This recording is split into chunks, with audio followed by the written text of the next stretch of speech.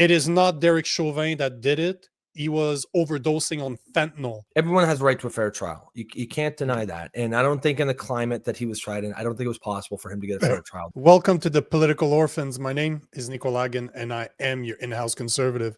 To my left, Rob Ambrose, our token liberal. Our goal is simple. We want to show you that it's possible for a lefty and a righty to not only get along, but to be able to have a civil conversation when we disagree.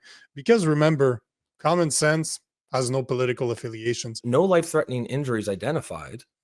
No. And underneath it says no facial, oral, no injuries of anterior muscles of the neck. No.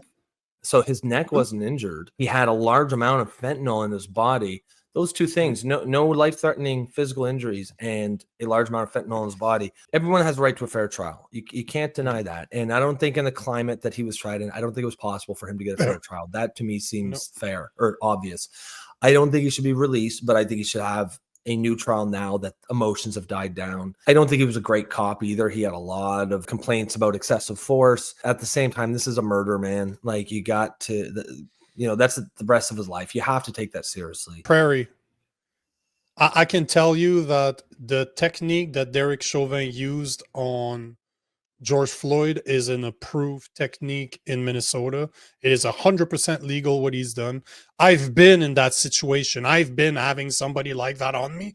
It doesn't prevent you from breathing. Now, is that uncomfortable? Oh yeah, it is not pleasant, especially not that his face was on pavement. But there's a couple of things to remember here.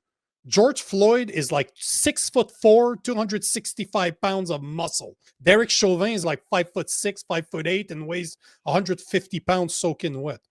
The other thing to remember is the autopsy report that you showed and the emergency physicians both said the same thing under oath during the trial. It is not Derek Chauvin that did it. He was overdosing on fentanyl.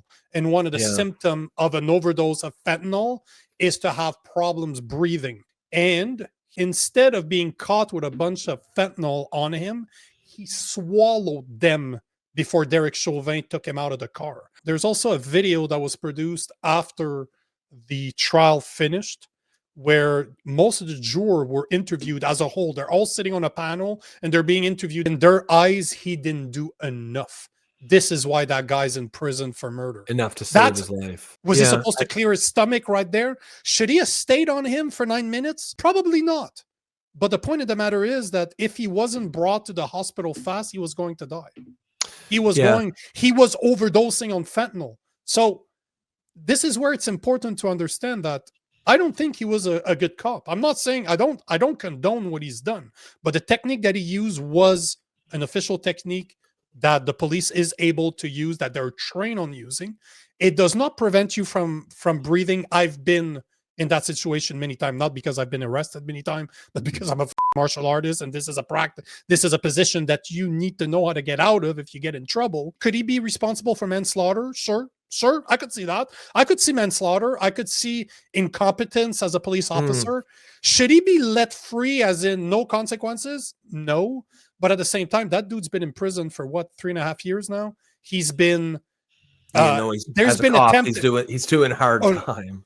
No, but he's had attempted on his life. Like he's been in the emergency ward many times for getting stabbed by people. So that dude is not having a good time. Did the time that he spent inside enough to cover, let's say he was found guilty of manslaughter instead of murder? Could he be released for time served considering what happened to him? Yeah. Does he deserve to still be a cop? This is where the conversation could be.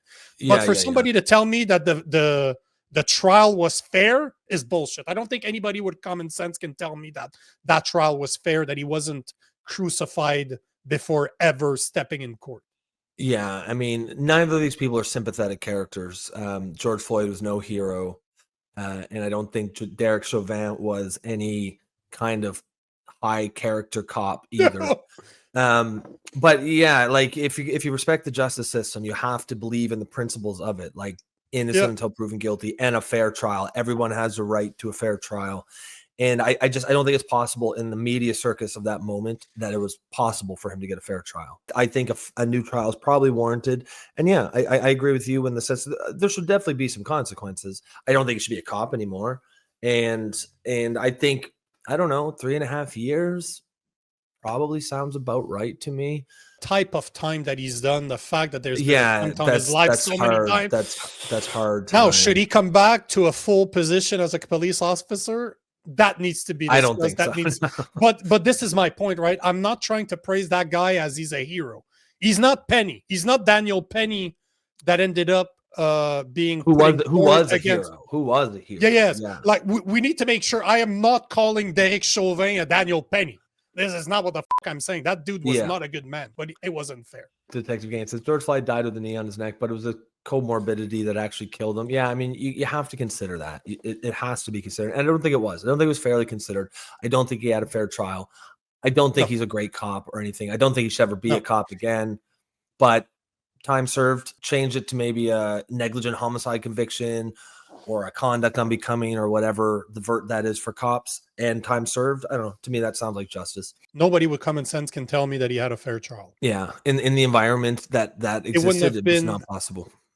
No, it was not possible for it to happen, and we need to admit to that. However we feel about the guy, we need to admit that he did not get a fair trial, and I hope that we can retrial him with not the bias of 2019 or 2020 when this whole thing happened, because goddamn, we're right in the middle that was a real weird place for a lot of things.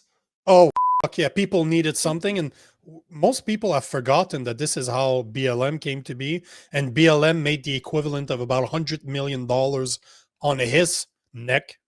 Yeah, and it went right to the pocket.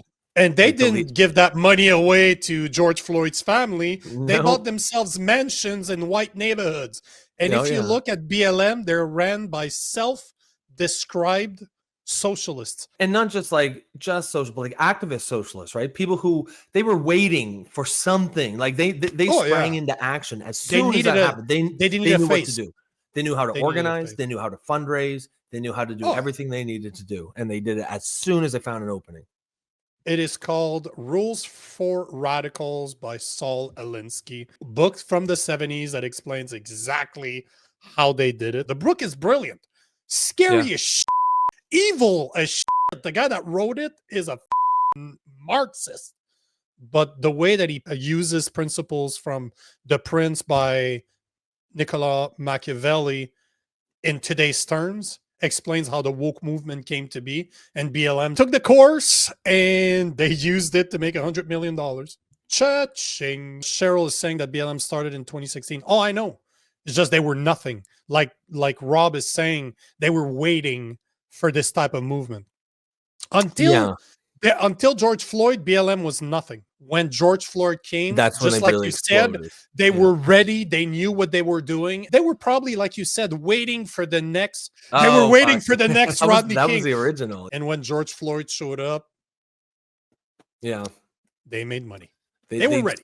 They sprang into action. They knew what to do. So I agree with you, Cheryl. It existed prior, but they were nothing. They were ready, waiting for George Floyd. They had everything in place, and that's why they kind of exploded pretty much immediately once that story hit the ground.